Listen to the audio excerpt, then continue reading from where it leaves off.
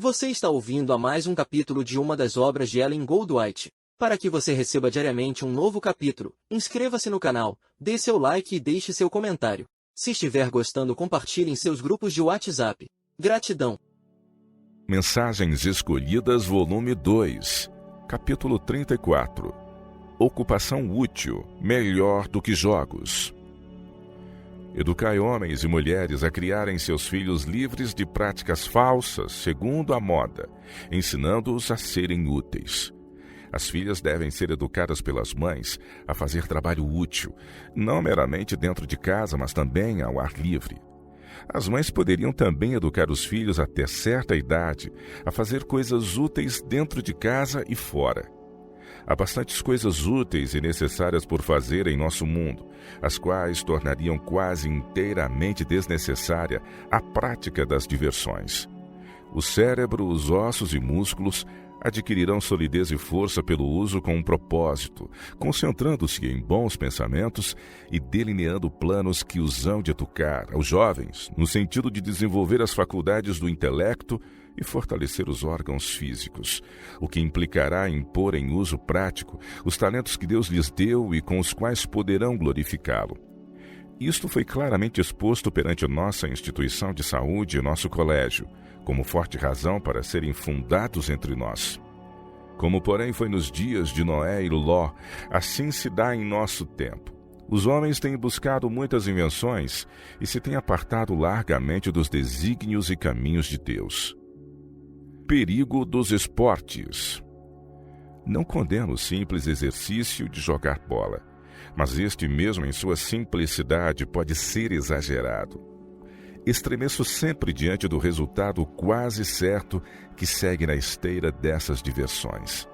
Leva a um dispêndio de meios que deveriam ser dedicados a levar a luz da verdade às almas que perecem longe de Cristo.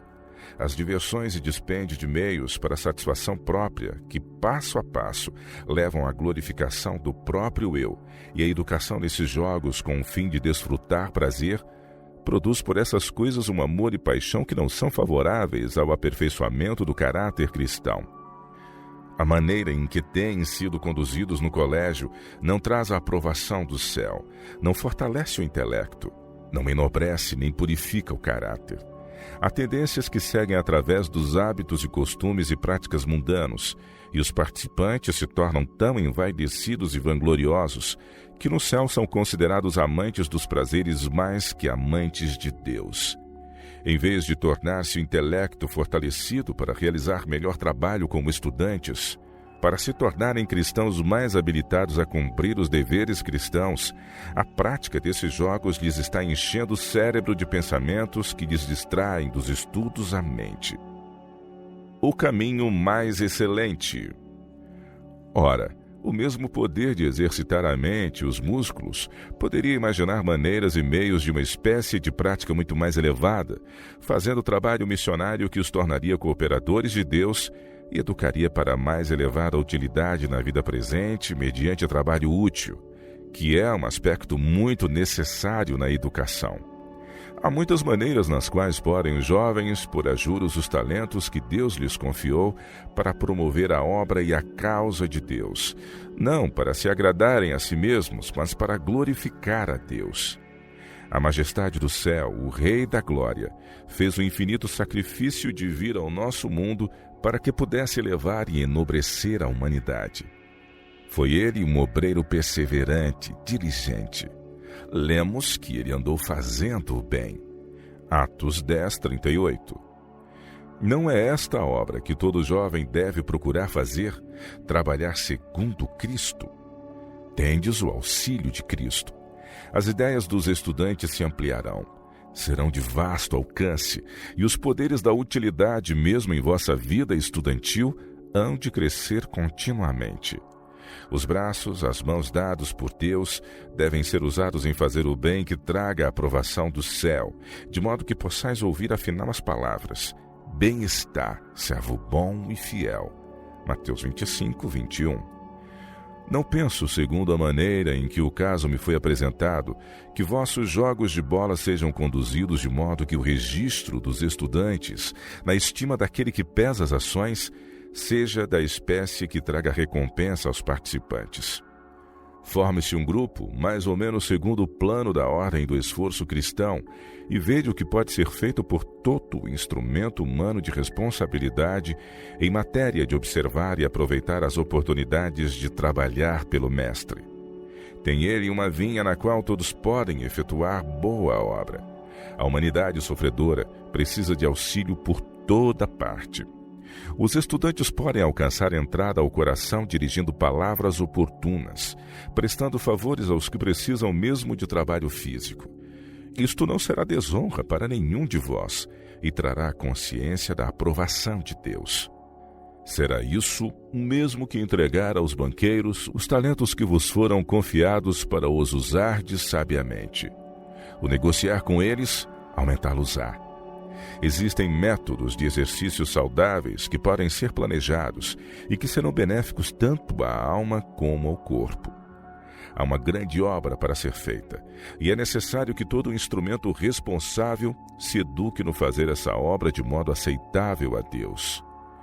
Muito há que aprender da parte de todos, e não se pode inventar melhor emprego de cérebro, ossos e músculos do que aceitar a sabedoria de Deus em fazer o bem e adotar algum plano humano para remediar os males existentes desta época extravagante e perversa.